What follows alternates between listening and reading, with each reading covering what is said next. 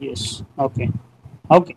So what we would be starting today is we would be starting with basic arrays. Now, what is an array? Array is, you can say, a sequence of elements or a collection of elements, right? Then important thing about array in C or C++ is that the elements of an array, they are stored in contiguous memory locations.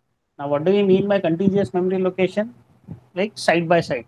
So let us say that if we have an integer array, right, then that integer array would be storing integers, right, after 4 bytes each, assuming that the size of one integer is 4. So if you can take a look at this, the highlighted part, I am just trying to declare an integer array. This array, I am not giving any size to that array, but I am assigning, directly assigning elements to it, right? So I have assigned 5 elements to it, that array. So the size of that array is 5. The first element of array is 1, 5 is second element, 2 third element, 4 fourth element, and 3 is fifth element. Now, each element of an array, it is accessed using an index. So the first element would have index 0, second element would have index 1, third element would have index 2, fourth element would have index 3, and so on. So in this particular case, right, since as I said that the size of array is 5 because it has 5 elements, right? So the accessing all the 5 elements would be done using the index starting from 0 to 4. So if size of an array is n, then the index which are used or the indices which are used to access each element starts from 0 and it ends at n minus 1, right? So this is one important thing that you need to keep in mind. Second important thing in an array is that it is a static data structure. What I would mean by static data structure in this case is that the size of array, it has to be uh, declared at the compile time itself and not at the runtime. Right. So this thing, the reason it is required is because to declare or to store an array, right, we always require contiguous memory locations. Right. That is the reason I am saying that it is a static data structure, and its size has to be computed at the compile time and not at the runtime. Means the compiler should know, right, how much size that entire array would be taking. Right. So keep that thing in mind. Now, the code which you can see, right, in this, I am declaring an array ARR, right, with 5 elements. And I am simply printing the element at the index 1. I am saying cout ARR of 1. I am very sure each one of you know this. So, can you tell me what would be printed?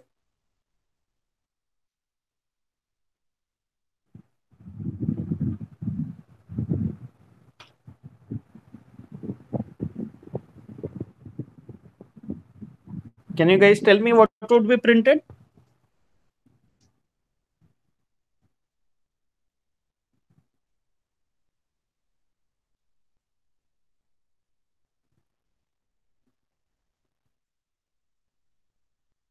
Yes, 5.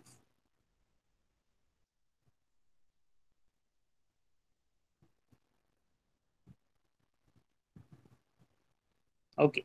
So 5 would be printed. Why 5? Because this 5, it is present at index 1 because the index of the array starts with 0. So this 1 is at 0th index, 5 as at is at first index, and so on. Right? 5 is element number 2, but it is present at index number 1. Right? Now whenever you have to, now there are certain things that you need to keep in mind in case of an array. Right? One important thing is like to access all the elements of an array, right, we should always have a loop. Now let us say that if I have a for loop, so I can have a simple for loop. I'll say for int I equals to 0, I less than 5, I plus plus, right, and I'll simply say cout ARR of I. So I am giving the index. Just comment this thing out. Yes. So I am just giving the index as I. Right. Let me compile this code.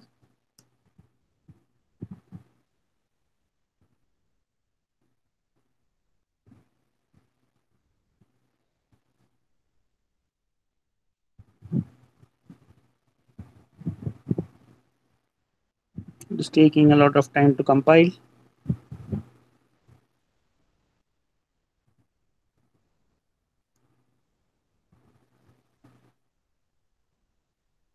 Right. And let me. Right. So it printed all the elements of an array. Since we have not given any space, right, it printed them without any space. If I give a space here, right, this would print it with a space.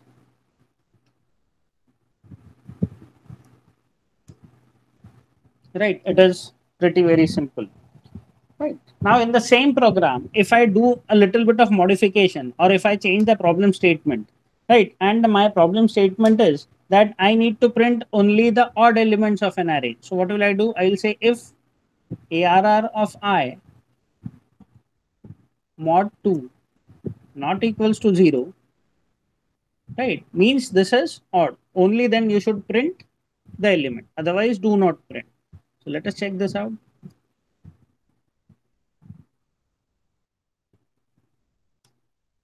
Right. So we only got odd elements. Right. Now let us say that if I write a function, I say bool is prime, our standard function which we generally write. Right. What is the job of this function? This function would accept as a parameter an integer and it will return true or false depending upon whether the number is prime or not. So if the number is prime, it will return true. If the number is not prime, it will return false. Right. I'll take say int I. I'll assign it to 2. I'll say while I is less than n. Right. Again, this is not an optimized solution. This is simply a brute force method. Right. And I would say if n mod I equals to 0 means if I divides, I'll simply return false. Otherwise, I would say I plus plus and I'll simply return true. So if at all it is able to reach this statement means if at all it is able to complete the entire loop, right, then it will return true means it would be a prime number. Now instead of this, what I would do is, right, I would check if my array is prime or not. So I would say if is prime of ARR of I, right, means if it is true, only then print ARR of I. Now this array 1, 5, 2, 4, and 3, right, how many prime numbers does it have? It has 2, 3, and 5, three prime numbers, right. I should also write a statement like if uh, n is less than 2, right, I should say return false. Yes. Right. Now let us check if we get those three.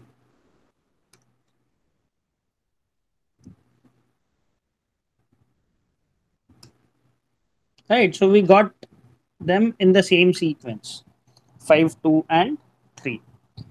Right. Now with an array, right, array has, say, many different applications. Right. It is heavily used in data structures. Right. It would be, say, also used in what you can say using competitive programming, right. We can have one dimensional arrays, we can have two dimensional arrays, right. Each array can have n number of applications, right. Then you have various operations in an array, right. You have insertion operations, you have deletion operations, then you have search operations, you have sort operations, you have many such operations in an array, right. One thing that you need to note is that whenever you are uh, say inserting an element in an array, right? So where you are inserting is very important. Now keep in mind that uh, array elements, all the array elements, they are stored in contiguous memory locations, right? So if you wish to insert an array, right, at this position, right, where one is there, so I do not want to replace one. What I wish to do is I just need to insert, say, an element 9 here, right, assuming that we have already taken the size of array bigger than what its current size is, and we are having uh, space to insert in that array, right? So if I wish to insert an element at the beginning of an array, right, this would be a very expensive operation and a time consuming operation. Now why would it be time consuming? It would be time consuming because to insert an element at the beginning of an array, we would be required to shift all the elements one place to the right, right? That is what would be done, because the base address of the array, right, would always stay the same, right? The new address would be, or the elements would be shifted one place to the right, right? So insertion at the beginning of an array, it is a very expensive operation, whereas inserting at the end of an array, it is not at all an expensive operation. The reason being, we do not need to shift the elements in an array. Now, let me give you one, say, some kind of mathematical statistics. So let us assume that if you have 10 elements in an array, right, and you want to insert the element at the beginning of an array, right? So the size of array would be 11 after you insert. So if you are inserting at the beginning, and let us also assume that to it takes 1 second to shift one element to the right in an array. Now let us assume, this is just assumption, the time taken by the compiler is much lesser. So let us assume that it is taking 1 second to shift the element to the right. So to shift 10 elements to the right, how much time would it take? It would take 10 seconds. To shift 100 elements to the right, how much time would it take? It would take 100 seconds. So if my array is of 1 lakh elements, it would take 1 lakh seconds for insertion. Right? If my array is of 2 lakh elements, it would take 2 lakh seconds. 2 lakh seconds would amount to uh, many number of minutes, and we all would get bored.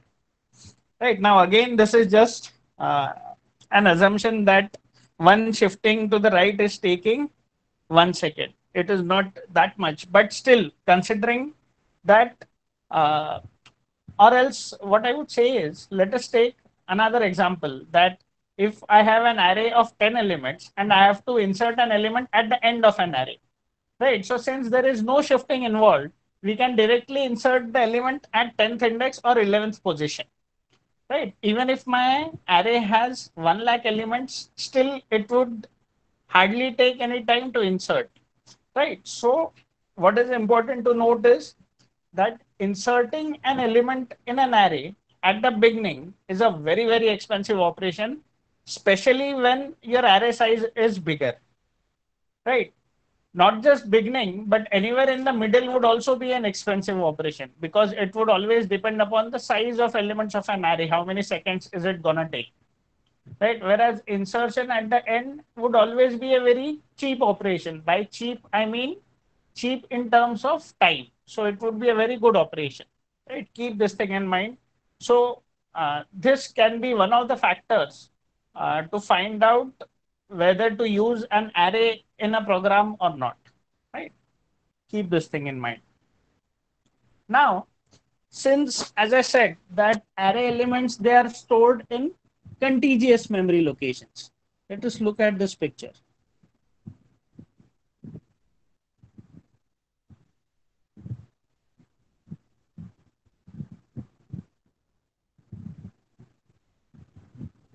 Okay, are you able to see the picture?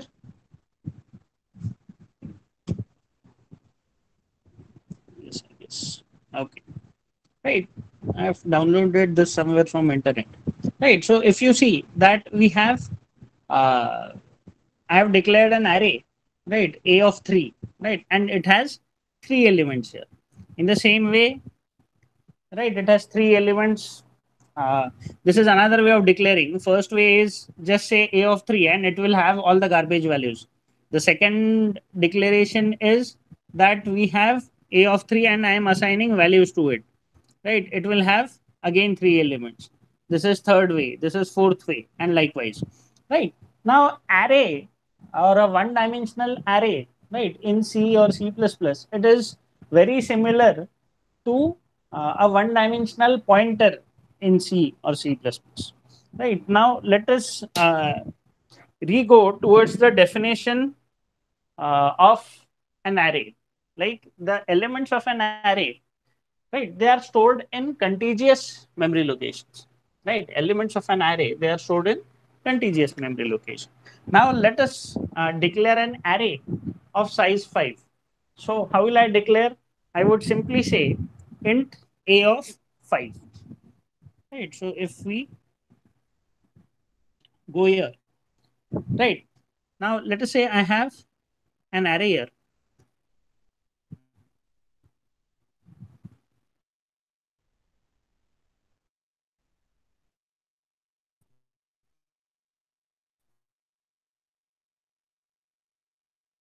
This array, right, I'll just remove this. This array is 1, 5, 2, 4, and 3.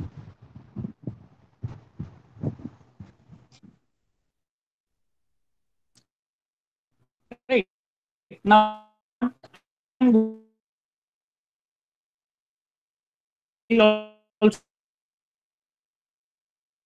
function. I'll say void fun, and I'll have one thing in mind that whenever you are passing, right, because the array does not store any information about its size. Keep this thing in mind.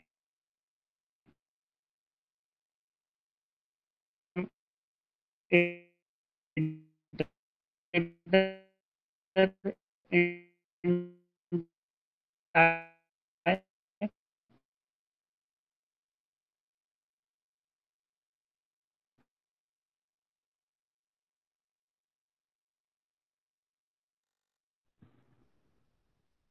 let me run this. So it prints all the elements. Again, I have not given space. So I'll give space here.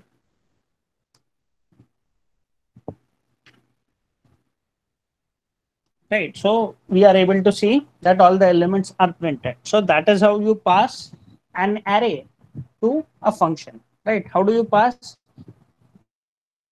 You pass, you declare first parameter as an array,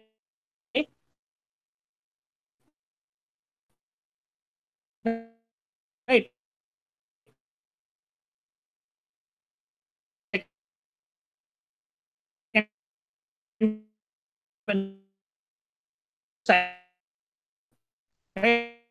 Because it's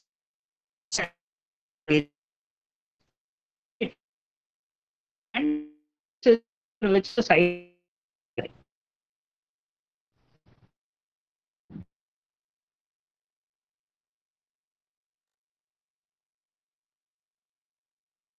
will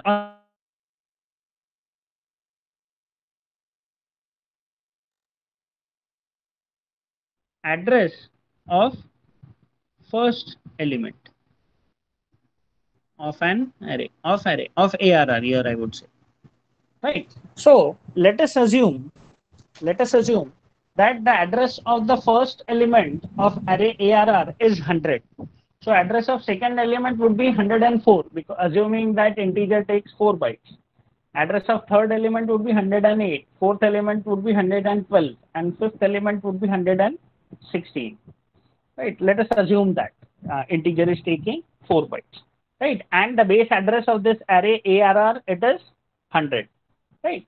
So what you are actually doing is you are passing address of this element to this function. You are just passing the address of first element to this function. So what you actually pass is the base address, that is 100, which we have considered it as 100, right? And what a of I, right? What a of I does is it calculates the address of element at ith index, right? So if my I is 0, right, the address would be 100.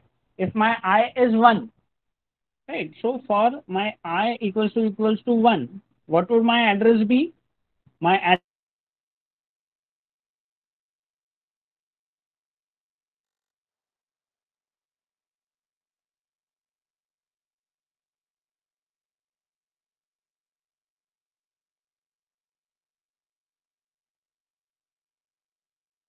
is taking 4 bytes, right? So we would assume 4, right? And into 1. Now what is this 1? This 1 is index.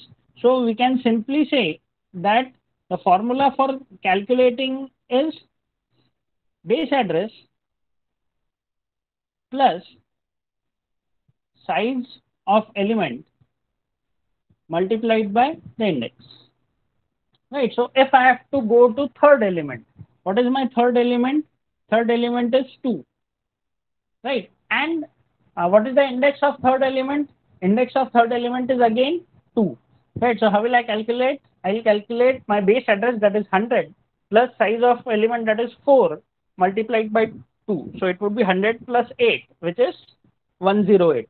And what is the element at 108? It would be 2, because the first element is at 100, second element 104, and third element at 108, right? Fourth element 112, fifth element as 116. Likewise, it would carry on, right? Now, keeping this thing in mind, we can very well use pointers in place of an array, right? Especially 1D, one dimensional pointer in place of a one dimensional array. Now let me write another function. I'll call it void fun p, right? And in this, I will take int star p, which is a pointer, and again I'll pass size, right? Now what is a pointer? Pointer has a very simple definition. Pointer is a variable that stores an address, right? Now in this particular case, my pointer p, it will store an address 100. Why 100? Because I am passing ARR to this function, right? What is ARR? ARR stands for base address of array ARR, right? So I am passing the base address of array ARR, and this address is going in this P, right? So P, which is a pointer, which will hold an address. So P would contain address 100, right? Now what I'll do is, using this P, right, I'll try to print elements of my array. So I'll say for I equals to 0, I need to declare, so I'll say for int I equals to 0, right? I less than size, I plus plus, right? And I will say cout p of I and space, right? And instead of fun, what I'll do is I'll call fun p, means I'm calling this function now instead of this one. Now let us see what happens.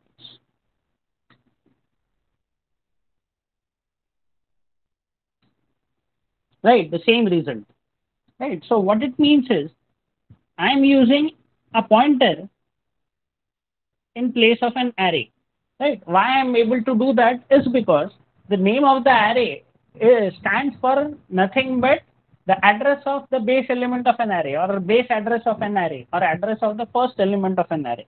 And you can always take an address in a pointer, or in other words, what is pointer? A pointer is a variable that stores an address. Right? Is it clear?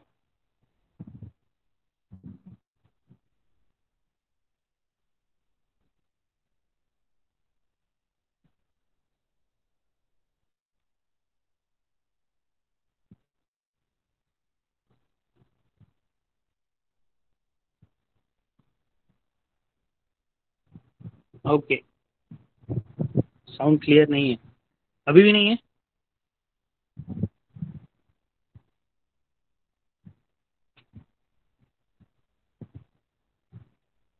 Okay, let us now move forward.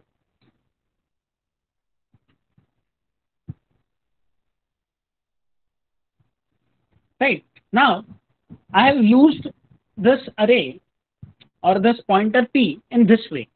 Right, I can also use it in this way. I can say star in bracket p plus I. Right, now what is p? P will hold the address of the base element, which is it will hold 100. Now if I say p plus I in the first iteration, when my I is 0, it would be 100 plus 0, that is 100. So it will print value at the address 100. Now what is star? Star is a dereferencing operator. It is also called as value at operator. So print value at address 100. Right, and what is value at address 100? It is 1, so it would print 1. Right, when I becomes 1, it would be value at address 100 plus 1. Now in this case, when I say 100 plus 1, it won't be 101, but it would be 104. Why? Because we are adding 1 to the pointer, and adding 1 to the pointer always increments that pointer by the size of that element or size of the data type of the pointer. Now what is the data type of the pointer? Data type of the pointer is integer. So it would be 100 plus 4. So 104. So this would also print value at 104, which is 5. Right? And likewise, let us see.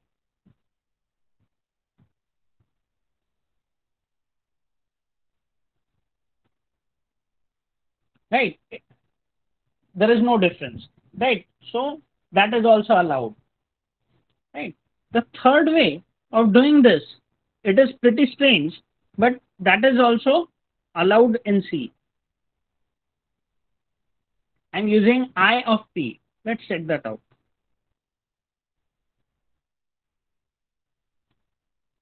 Again, no difference. Right? So there are three simple ways in which you can print or access the elements of an array using pointer. Right? What would happen if I say star p plus I without any brackets? Can you guys tell me what would be the output?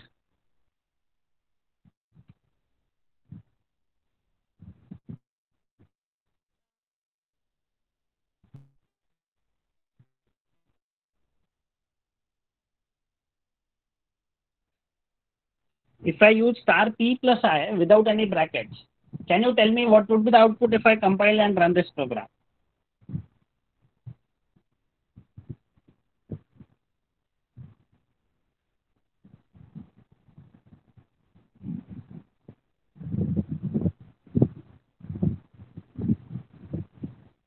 See, what is the output? Right, the output is 1, 2, 3, 4, 5. Right, now this is pretty strange. Now can you tell me why is it printing 1, 2, 3, 4, 5? No, it won't be an address. Now what is star p? Star p is nothing but value at the address of p. What is address of p? It is, what is p holding? P is holding 100. Right, so star p would be value at address 100. So it would be 1.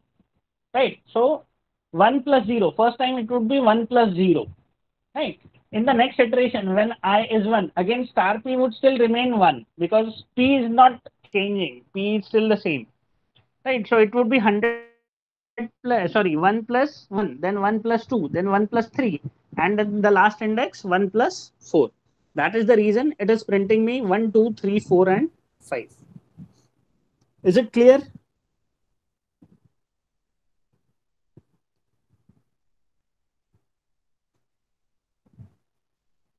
Yes. Good. right? So what I want you guys to do is, right, uh, use, I mean, try doing this first. Try using a pointer in place of an array, right? And once you use the pointer in place of an array, right, we'll be able to do many different operations in an array. Along with this, what I want is write simple programs to print prime elements of an array, the one which we discussed in the beginning. Then write a program that finds, say, sum of all the elements of an array. Right. So there are many different things which you can do, right, using an array. But prior to that, what I want is uh, that you should simply uh, practice using pointer in place